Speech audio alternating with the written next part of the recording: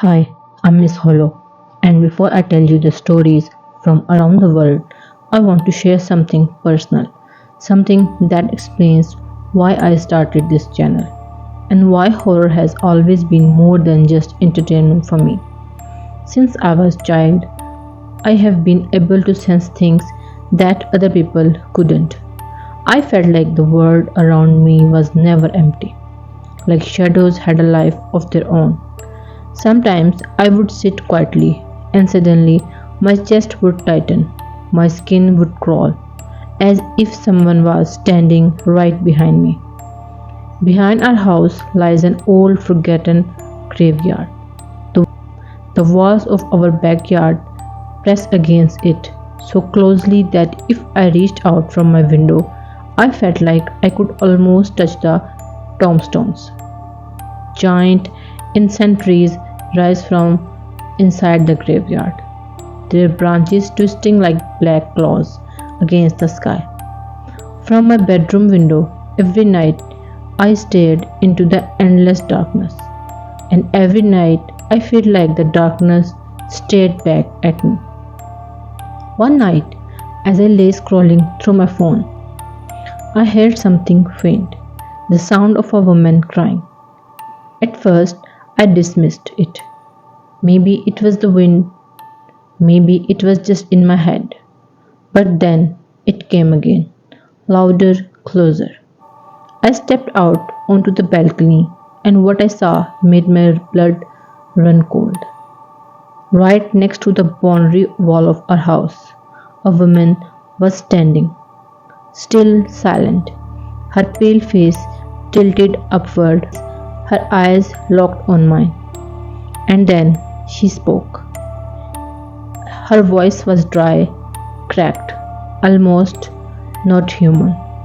She asked me for a glass of water.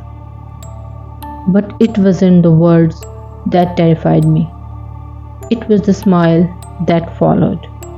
A smile that stretched too wide, too sharp, too wrong. I froze, unable to move. And then she whispered something that nearly knocked the ground from beneath my feet. Bring me the meat. The meat you have kept in your freezer. How could she know? Just a few hours earlier, my family had bought fresh meat for a barbecue the next day. It was kept carefully inside the freezer. No one outside knew. No one. And yet, this woman, or whatever she was, knew. My body refused to turn back toward her. I bolted inside, slamming every window shut, locking every door, whispering prayers under my breath as tears blurred my eyes. I ran to my parents' room, shaking my body, burning with fever. For days after that, I couldn't sleep. Every time I closed my eyes, her smile reappeared. Sometimes in the corner of my dreams, sometimes at the foot of my bed. But that was only the beginning. Another night, when my cousins were staying over, we were laughing and talking late in my room. Suddenly, we froze. We all heard it. Footsteps, slow, deliberate, as if someone had climbed over the wall from the graveyard. We turned off the lights, locked the doors, and pressed ourselves against the wall, barely breathing. The footsteps grew louder, heavy, dragging. We peered through the curtains to see who was out there, but there was no one. Nothing, only the sound of unseen feet pacing in the shadows. The part of the graveyard behind our house is desolate. No one goes there. The graves are centuries old, broken, forgotten. And yet, more than once, I have seen flames flickering among the trees at night. Small fires burning without a source, as if someone or something was sitting there conducting rituals in the dark. Sometimes I wonder if those fires are meant to summon something, or perhaps to keep something trapped. This is the world I grew up in. This is the truth I carry with me. For some people, horror is a story. For me, it has always been reality. And that is why I created this channel to share not only the terrifying tales from around the world, but also the truth that shadows are real. They breathe, they wait, and now they're waiting for you. Welcome to my world of shadows.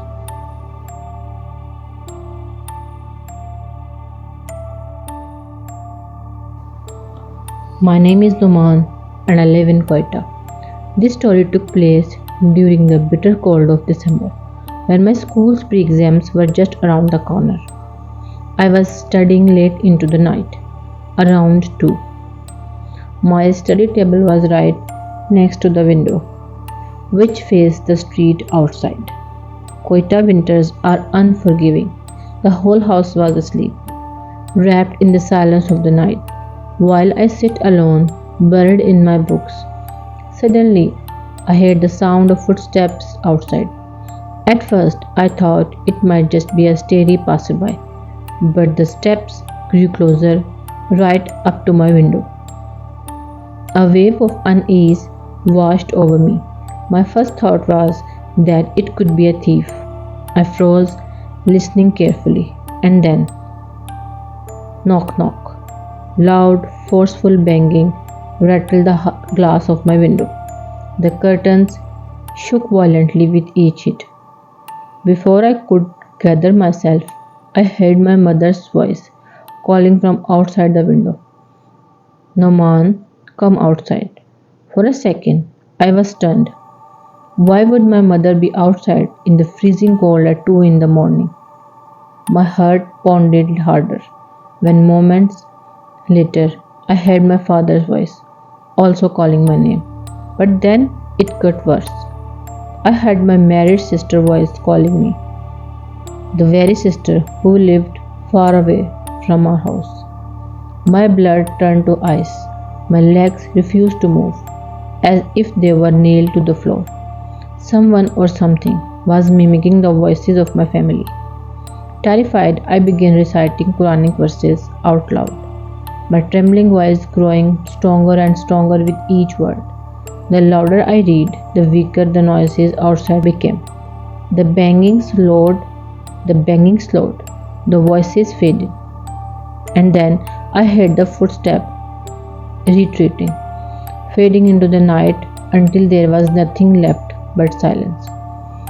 Summoning all my courage, I ran to open my bedroom door, only to find it sealed shut, as if someone had glued it from the outside.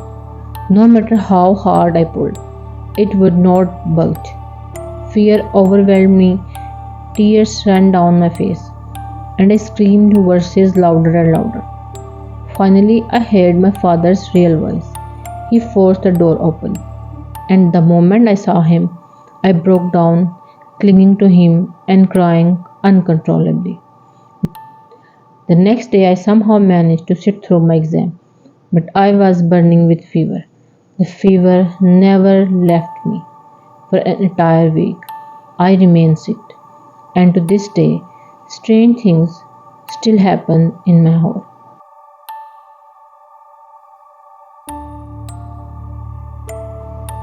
I still remember the winter when I first stayed at our old farmhouse in Islamabad, Pakistan. Islamabad's E11, a place that had always been more empty than alive. Standing behind tall rusting gates and surrounded by wild grass that seemed to whisper with the wind. The house belonged to my family for years, but we only ever visited occasionally. The most of the time, it just sat there abandoned, its paint peeling, its windows coated in dust. But that December, we decided to spend a few days there for the holiday. I thought it would be peaceful, a break from the noise of the city. But from the moment we entered, I felt the heaviness in the air, like the house itself had been waiting for us. The first night, I stayed up late in my room, scrolling on my phone while I slept. Around 3 in the morning, I heard footsteps in the hallway outside. They were not quick or normal footsteps, but slow, dragging ones, as if someone was moving with great effort.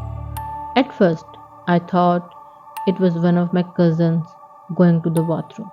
But when I opened the door, the hallway was completely empty.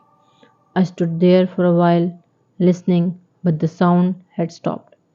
I didn't tell anyone until breakfast, and when I did, everyone laughed it off, telling me I was just imagining things. But I knew what I had heard.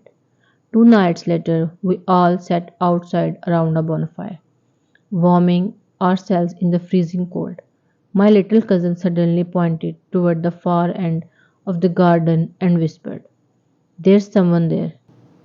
I followed his finger and froze.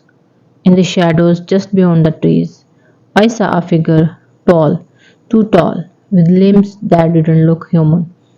It was not walking, it was gliding, almost floating, its shape distorted, wrong in a way that made my stomach twist. One of my uncles quickly shone a flashlight towards it, but the light revealed nothing but empty trees. Still, that image of the figure burned into my mind. I couldn't sleep that night because every time I closed my eyes, I saw it standing there. The farmhouse had 2 upstairs rooms that were always locked and unused. But starting from the third night, right at midnight, we began to hear knocks from above. 3 heavy knocks, slow, deliberate, and chilling. They repeated every hour. We asked the caretaker to check, but he came back pale and shaking, swearing that the rooms were locked and empty. The knocks didn't stop. Instead, they grew louder each night, and then came the whispers. I can still hear them in my head. Low, guttural sounds, not quite words, not human either. They slithered down the corridors, brushing against my ears, and matter where I had. No matter where I had. I was in the living room, reading a book, when the lights flickered and dimmed. Out of the corner of my eye, I caught movement near the glass door that led to the garden. My body froze. On the other side of the glass stood a figure, something that looked like a man, but was not. Its shoulders were hunched, its arm impossibly long, and its face. I still can't describe it. It was shifting, blurred, like smoke trapped behind the glass. The thing tilted its head slowly, almost curiously, and then raised one long hand to press against the glass. I watched in terror as fog bloomed beneath its couch, even though the night outside was already freezing cold.